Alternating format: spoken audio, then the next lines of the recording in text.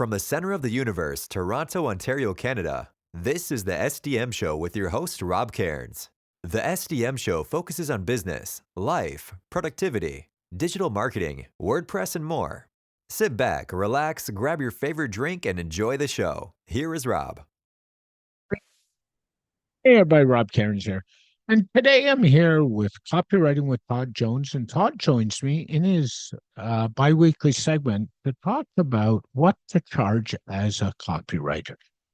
This show might surprise you, so sit back, relax, enjoy the show. Hey everybody, Stunning Digital Marketing is your digital concierge. We help you put the pieces together to make your marketing success. Specialties we have including WordPress design and development, WordPress security, which is one of our most popular offerings, ads, and more. So if you want to succeed in the digital world, go on over to stunningdigitalmarketing.com and have a look at what we offer, and we'd be glad to help you. And let's jump on a call and make it happen. That's stunningdigitalmarketing.com. Hey everybody, Rob Cairns here, and I'm here with my dear good friend, Mr. Todd Jones, and we're doing his regular segment, Copywriting with Todd Jones. How are you, Todd? Hey, my man, I'm doing pretty. Actually, today I probably feel better than I have all week long, so that's a win. Yeah, then another one of those small little wins. Yeah. Today we thought we'd talk a little bit about what you should pay for copywriting, by project, by hour, by retainer. What's your thoughts on that? Let's just kind of dive in. Well, okay. Whenever people do projects or whenever they go to a copywriter, there's a lot of at least three different ways that people do them, or at least that there's more of an expectation, I guess, from the customer's perspective. Some customers think they're looking for, well, everybody does this, whether it's a website project or you're getting a house built or whatever, you're looking for that one common denominator. A lot of people with copywriting go with words, right? So, okay, you're charged 25 cents a word or whatever, which is actually pretty modest nowadays. They're depending on the type of project you have. Now, first of all, you have to ask, what kind of copywriting project are we talking about? Are we talking about web copy, which is basically writing a website copy, like the web page, or a landing page, or even an email newsletter for that matter? Or are you talking about content, like you write a blog or a long form article? But either way, people like to go with a lot of people are assuming that it's being charged per word. And not, especially when you're talking about content, it's really not a good measurement for either type of content, in my opinion. So let's say you have from if you're a business and you want an article, a long form article written, or you want an article written, I should say, and the article comes in at 1,500 words, which is not too long, but it's a pretty sizable article, and you are charging, or the client or your copywriter is charging 25 cents a word. Yep. Or do you offer that and they take it? Here's where you are at disadvantage as a business owner. Maybe they can say what they need to say in 1,200 words, but they choose to expand it out to 1,500 or even 1,700 words. They're getting extra money on it. You didn't necessarily need an article that was 1,700 words. It could be done for 1,200. And actually, 1,200 seems to be these days kind of a standard. If you look at 12 to 1,500 words is typically a standard for a good long form article now. Some people write them longer on purpose, and longer ones seem to be more thorough and more educative, if you will. But in general, the 12 to 1,500 word is typically what you're paying for these days. So let's use a nice round number. Let's say the payment is $1 per word. Well, if you're writing 1,500 words, that's $1,500, correct? Let's say they choose to say, we're going to expand it and make a little bit more money. So we're going to make it 1,750 words. Well, you've added $250 to the bill. Um, so from a business standpoint, that is probably not in your best interest. So I am in favor of project rates. It's up to the copywriter in this regard to charge enough to cover their time and their value for the research, the assimilation, the writing, and the other side of this is like who's doing the editing. Do you have somebody on your team who's doing the editing, or are you depending on the copywriter doing the editing? I agree. So if the copywriter is doing the editing, like the grammar and making sure it's fine, either they're paying somebody or they're doing it internally. So that probably should add some value as well. But if you're charging per word, you can, you don't know sometimes if you're being overcharged in that regard. So that's something we always warn businesses about in terms of using it per word. I always say the per word charge goes back to the print media days, right?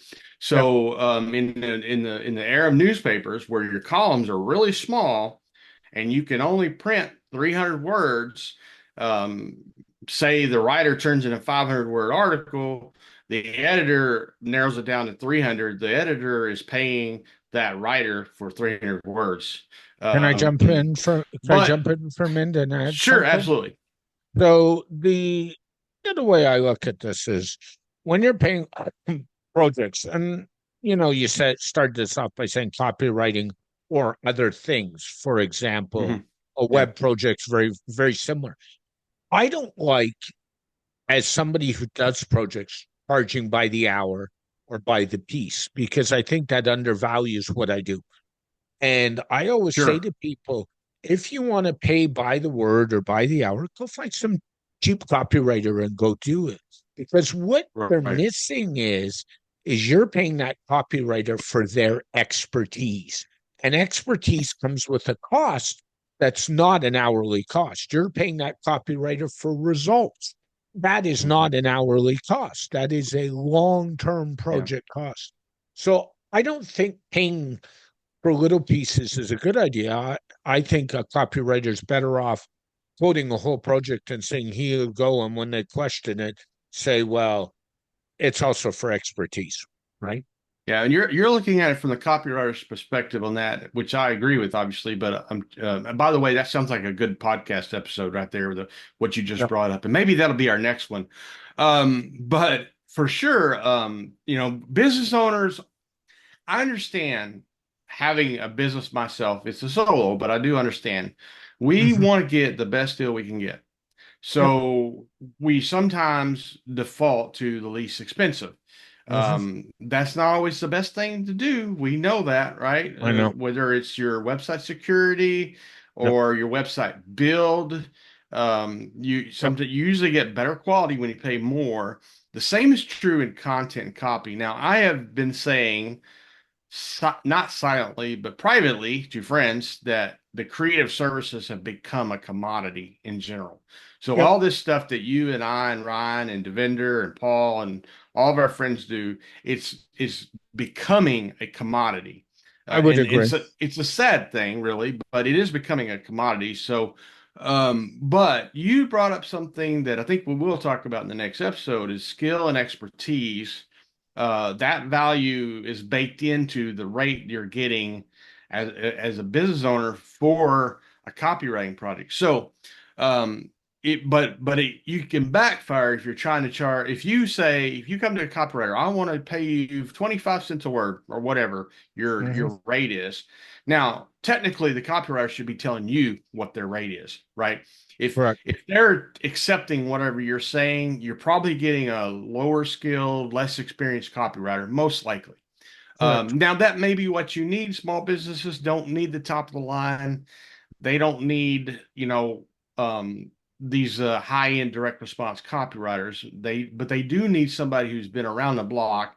And, so the whole 5 to 10 cents a word is like copy mill rates, right?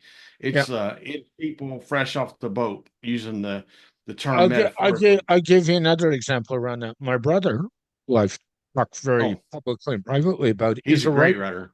He's a He's a great great writer. writer. And he writes in the movie industry. He interviews actors, actresses, directors, etc. He doesn't get paid by the word. He gets paid by Mm. the article.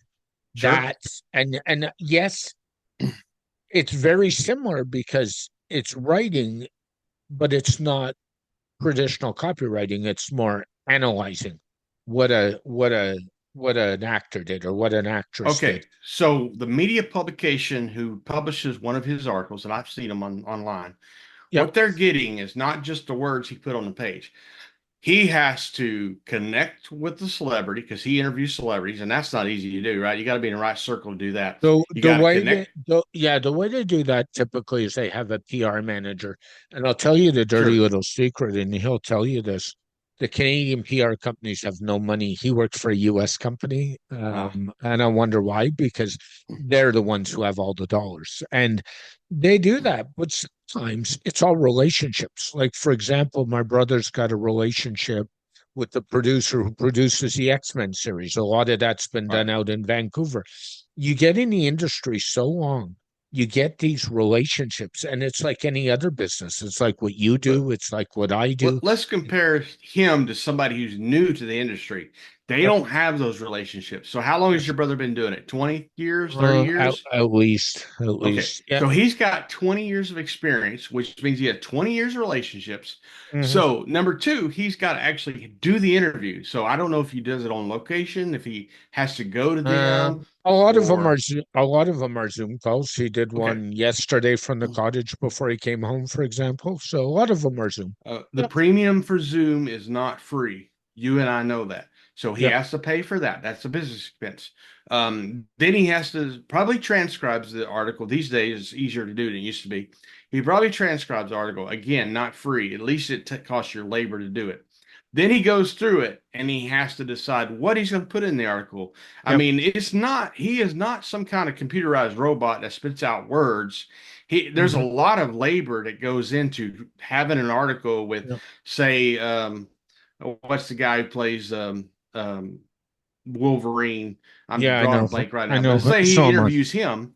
I mean, there's a lot of labor that goes into that and Yeah. expertise. So when a company hires him, they're getting all of that information, all of that he has. That's Mhm. not something somebody brand new to the industry can do. So, And then you have to pull stuff out because sometimes stuff is embargoed or NDA'd, so you'll talk about it, yeah. but that stuff can't go in an article just because there's timelines.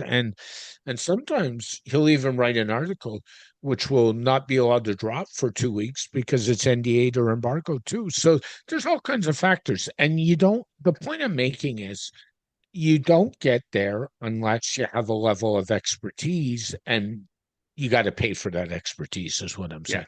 saying. I feel like, and maybe it's starting to turn a little bit these days, but people feel like, let's say it takes you 15 minutes to write a draft, and that is ridiculously not a good, that's Yep. laughable. But let's just say it takes you 15 minutes to knock out the draft, right? Yep.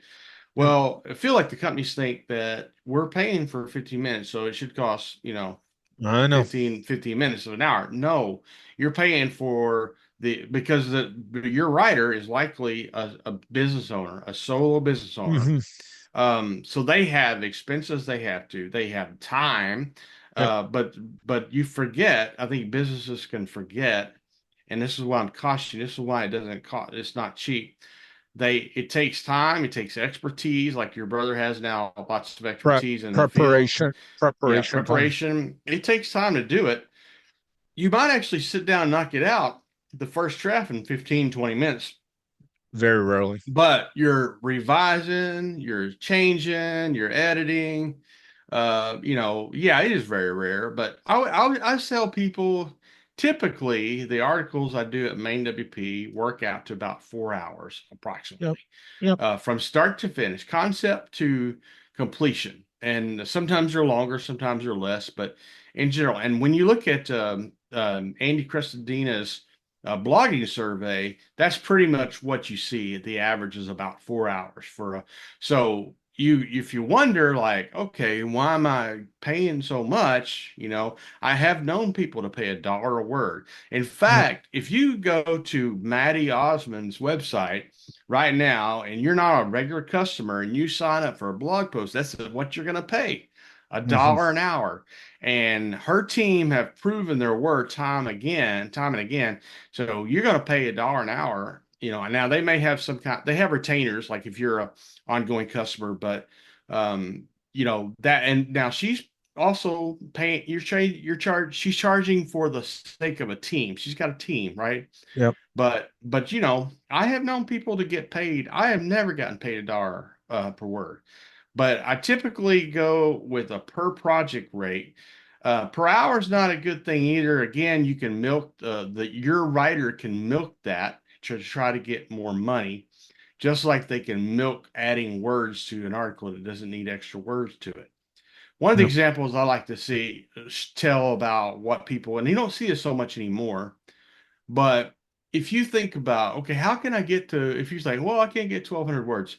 Yeah, it's really easy to get 1,200 words. But let's just say you're writing an article, and the article, this is how flimsy an article can be. A 1,200 word article. You have 10 points, and each point's got 100 words in it. And you Mhm. got 100 words for the beginning and 100 words for the end, and there's 1,200 words. Yep. And that's a flimsy article.